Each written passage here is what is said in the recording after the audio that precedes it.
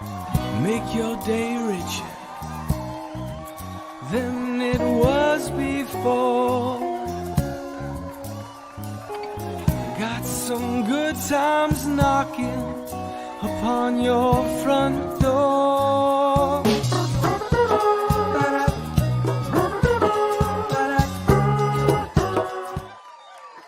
Welcome, everyone. Sit, relax, stop clapping.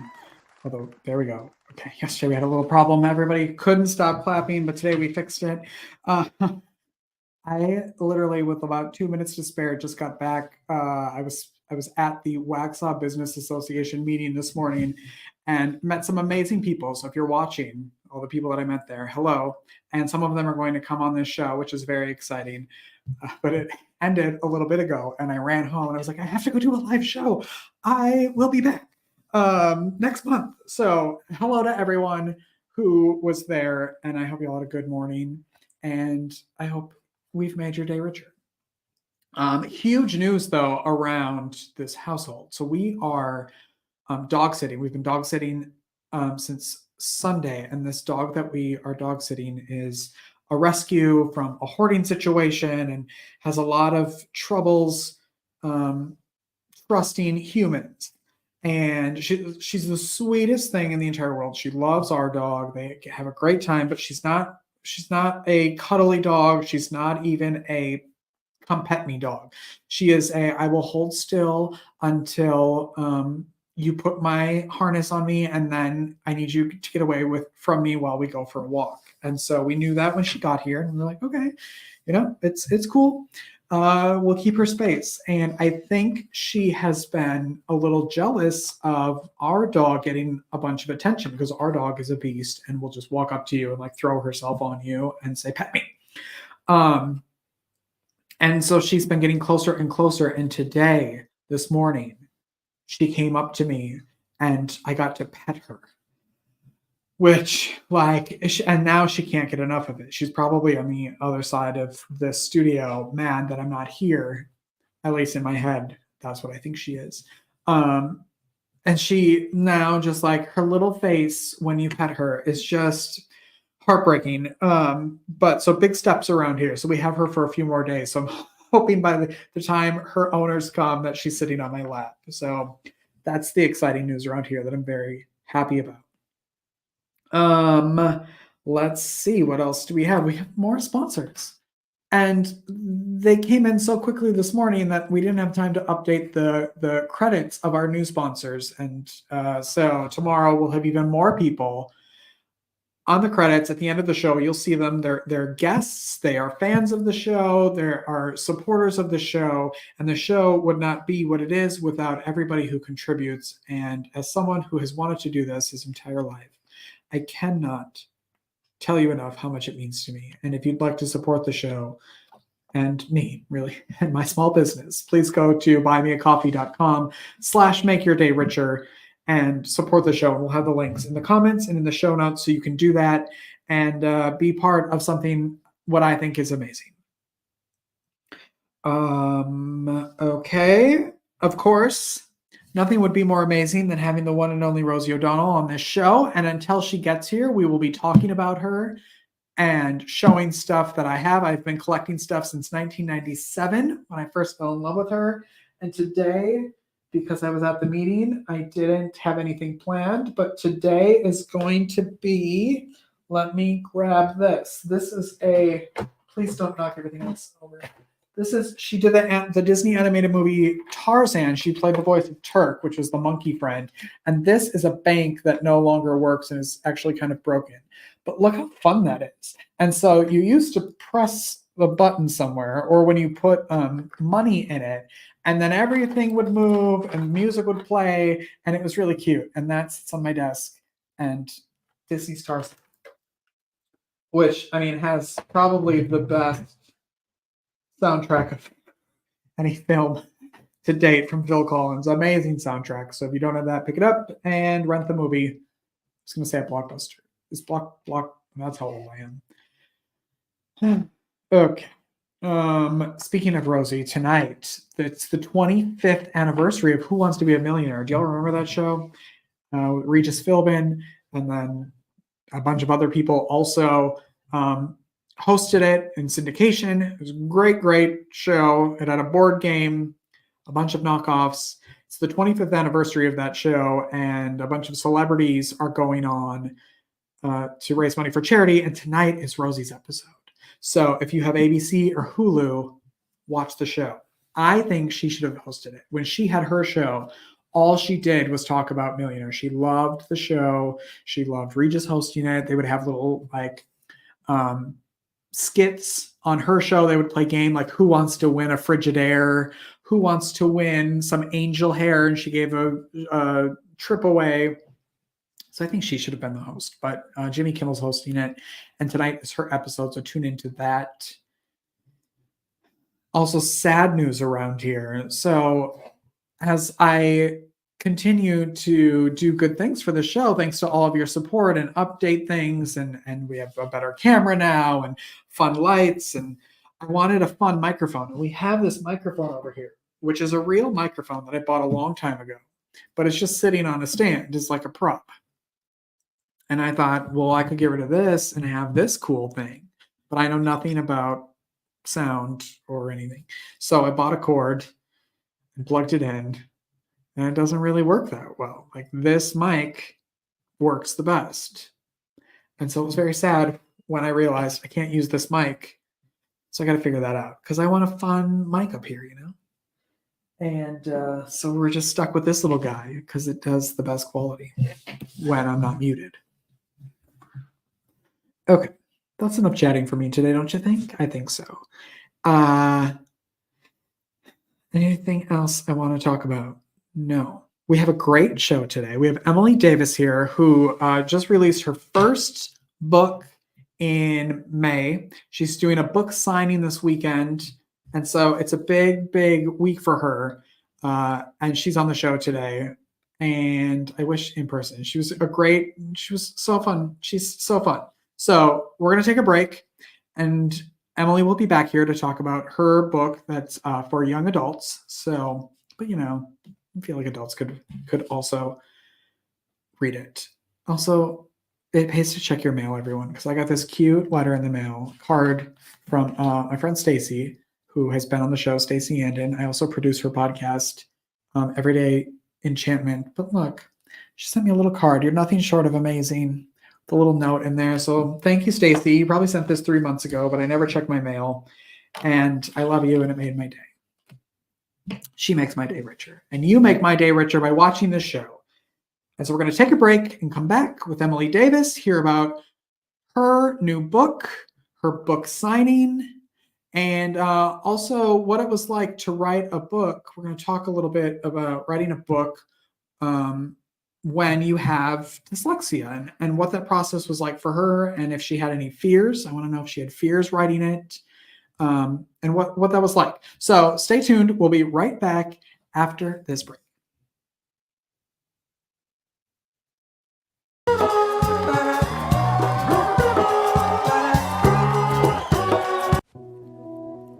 In this world of innovation, would you rather have an old, outdated flip phone or a brand new iPhone? A horse and buggy carriage or the newest luxury hybrid? A dial-up router with your AOL account or a super fast Wi-Fi hotspot? With nutrition, what you have been using or taking up until now hasn't been bad. There's just something newer. We all appreciate advancements in science and technology. In the same way we seek the best and newest in our electronics, vehicles, and everyday conveniences, wouldn't you also want the best technology and newest innovation for your nutrition and supplementation? At the time, you may have had the best from what was out there and available.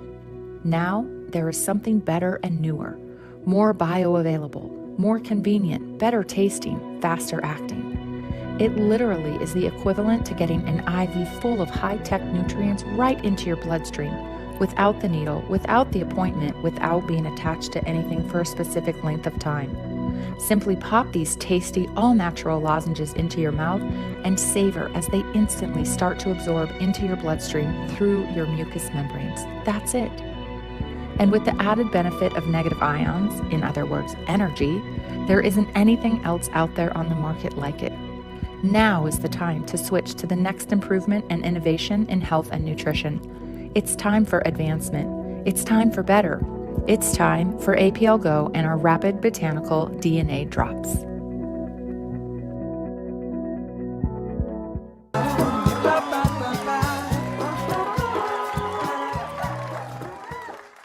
We're back, everybody, and my guest today is Emily Davis. Hi, Emily. Hi, nice to meet you. I'm doing good. How about you guys? I have no complaints. Thanks for being here. How does it feel to be a published author? Whew. I tell you, deep breath. Yeah. I tell you what, it is a whirlwind, really. And Brilliant. I've been wanting to be a published author since I was a kid reading Pixie Tricks. So actually getting a book published has been really a childhood dream. Wow. And when did you decide, like, okay, this is it, I'm gonna start writing? Because I'm assuming, or maybe not, that you were kind of writing throughout your life, and then you decided, I'm gonna write something to publish. Yeah, actually, I started out writing fan fictions, as I'm sure most authors have done. One of my most popular fan fictions was, it was either Bionicle or Sonic the Hedgehog. I don't remember, but people enjoyed my writing, so I figured, why not go into it more seriously and find an actual story to write? Not that fan fictions aren't actual stories, but a story that you'd find in a bookstore. Yeah, and you can at barnesandnoble.com. Can you just like, can you even believe when you say that? Like, oh, you can go to barnesandnoble.com and buy my book?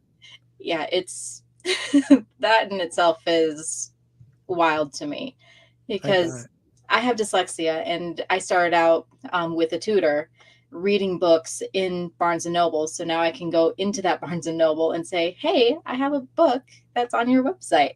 Oh, so how exciting. Fun. Tell everybody the title of the book and what the book is about. The book is called Guardians and Keepers of Myth. I have it right here. I came prepared. And Good. It is about the magic of the world, where that magic went, why it went, and a race against time to save it. I'm planning on it to being a 4-book series where the main character, instead of people going to a magical world to save the magical world, someone from the magical world goes to Earth to find someone to help them. So kind of a reverse isekai, I think that's what people call it. Sure. But there's friendship, betrayal, maybe some friends to lovers as the story goes on. I haven't planned that far out yet, but yeah. We're not sure, right? That's the fun part. Yeah, we'll see what the characters do. Yeah. How does it feel, like, holding that book up? How does it feel to have your book in your hand? I just, like, that's so awesome. I like, yeah. It's very awesome. It is absolutely surreal knowing I wrote this. Yeah. I wrote it, and now it's an actual physical copy that I can hold. And who's the book for? Like, what age group? I wrote it mostly for young adults, so a YA audience that aren't all about the spice like I am, because I listen to audiobooks and I listen to them at work, and it's always interesting when a sudden spicy scene appears. I don't have my headphones in. Right, I have to pause my book. But it's for young adults, but at the same time, my grandmother loves it. She's already asking, when's the next book coming out? And people of all ages have been enjoying this book. So if anyone wants to pick it up and re-explore a world of magic like what Narnia did for you guys, feel free to open the door.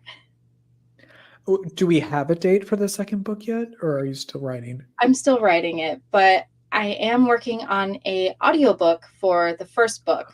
So I admit I am recording some of my bloopers and posting posting them on TikTok for people to giggle along with me. Like you, I love audiobooks. I think it's a great way to take in literature in a movable way. Yeah, When you're on the go, I think it's a great way to learn. absolutely. What was it like writing the book? How long did it take you, and what was that process like? The process was very stop and go at first. I started out trying to figure out what kind of story I wanted to write. In a grand total, it took me about maybe a year, 2 years to completely write the book. And that was after I finally figured out what I wanted to write. Because at first I'm just a regular artist. As you can see, I'm in my my studio at the moment. It's a complete mess. I apologize. Is there an organized studio? Probably Is not. there such But a thing? I don't think so. an organized studio is very suspicious to me. Yeah, it's true. But That means they're not doing a lot of work. exactly. But Yeah. I started out making art dolls, and these art dolls evolved into some of the characters that are in my book, specifically the fox drakes. Um, and I just wanted a story that incorporated them so that I could keep making my art and writing the story, and eventually the story itself just evolved.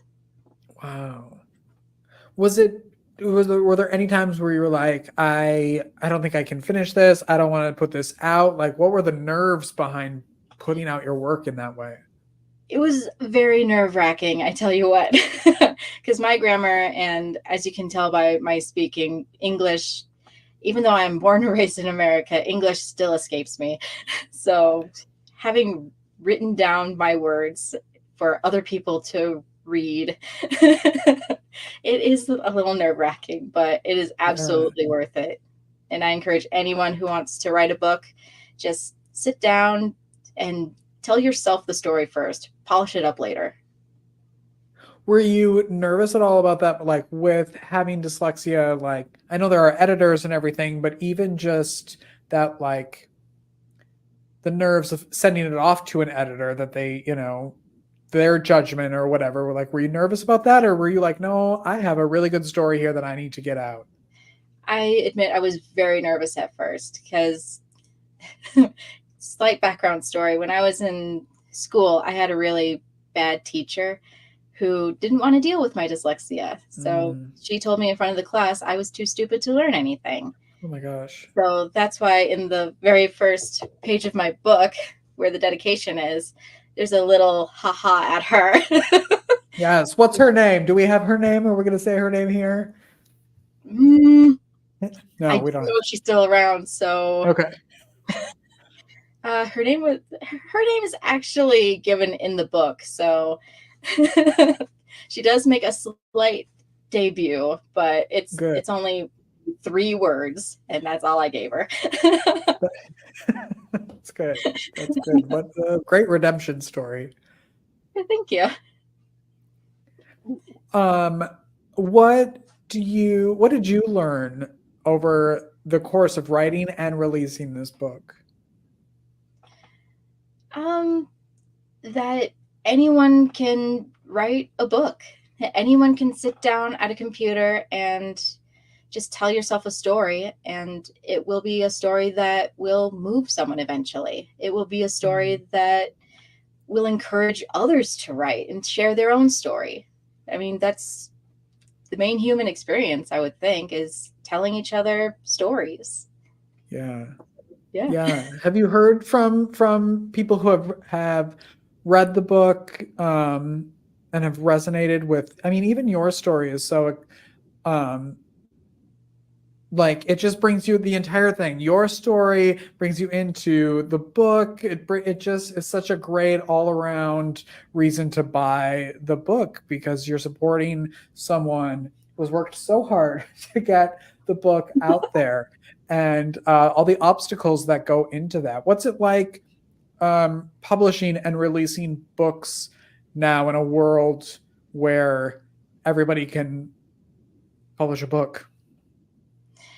It is a little nerve-wracking, I will say, because there's so many awesome books out there. I mean, some of my favorites is The Last Unicorn, and Peter S. Beagle came out with a recent book that released the same week that my book did. So, so that's a really exciting thing to go by. But Yeah.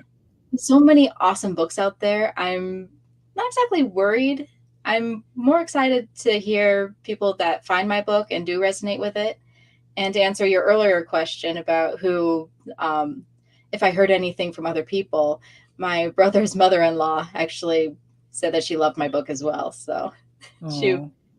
she really liked my support character Creek. For some odd reason, people love the satyr of the story. What's the hardest part about writing a book? Like, is it figuring out the storyline, the characters?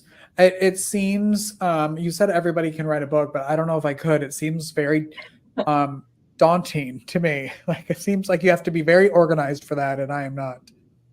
Well, it helps to know that I'm not very organized either. But I Good would to say know. I'd say the hardest part of writing a book would be fight scenes, Mm, because I've gotten to a point in the second book where fight scenes are happening and I'm just in a stop and go kind of position, just trying to figure out how the characters are moving, how are they reacting, and how can I get this to flow as a fight scene would. So yeah. it's a little tricky, but I'm slowly getting through it. I'm also letting Yeah. myself break just Yeah. a Like, little. oh, sorry. Oh, sorry. Go ahead. No. I want you to finish.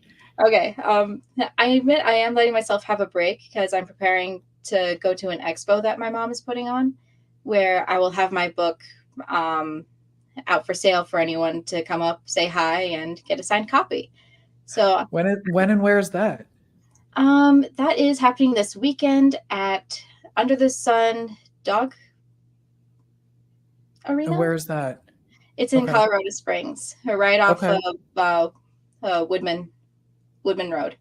So Are you any Colorado excited to out go and sit and sign your books? That's exciting. there, I'm very excited. I went to this expo last year and I had an absolute blast. So I'm looking forward to doing it again this year. Good. How can people connect with you and find you and obviously the book available at barnesandnoble.com? Yeah, you guys can find me on Coffee. Let me just double check the coffee name, maybe. And we'll put the links in the notes and the Okay. comments. So you're good. Yeah, we'll put it up there for everyone. Yep, you guys can find me on Coffee. Any support, I really appreciate. I have a lot of stuff that I sell there too. So, between prints and my book, as well as blind dates with a book, you guys will have a lot of fun on my Coffee. Okay, good. I've never heard of coffee before until I knew that you were coming on the show and was looking at all of your information. It looks like a really cool platform. Thank you. I've been enjoying it. I went from Patreon to Coffee mainly for political reasons, but I really like how Coffee is. Plus, I can Okay, sell stuff good. on Coffee, while on Patreon I can't. That's smart. It's very, very business savvy of you. Thank you. The book is called Guardians and Keepers of Myth. Emily Davis is the author, and she's here, and we'll put all of the links for her. And go check her out this weekend. That'd be great to go meet you. Emily, thanks for being here. Thank you so much for having me on. I really appreciate it. Absolutely. Come back when the next book comes out. Will do. I'll have your guys saved so I can come back. Okay, good. We'll be right back after this.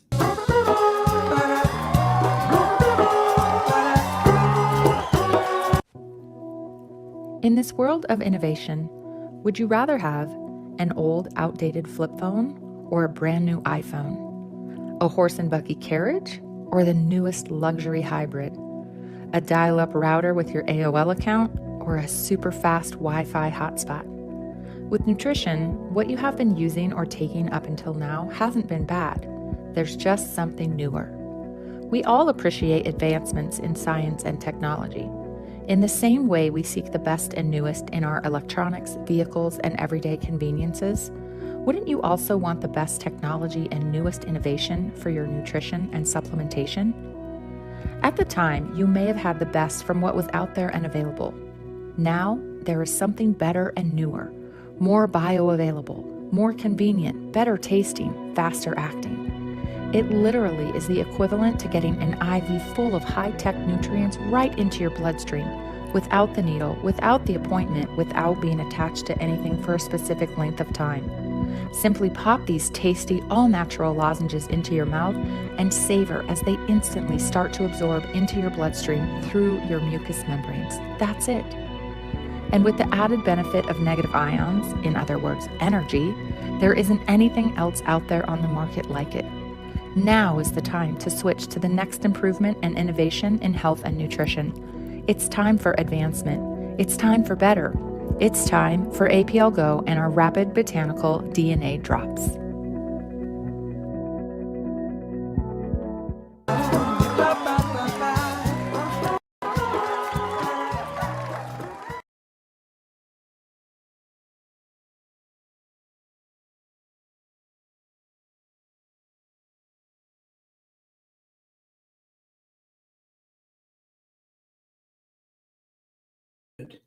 Why am I muted? Nobody knows because I pressed the wrong button. Hi, we're back. So close to getting through this show without any.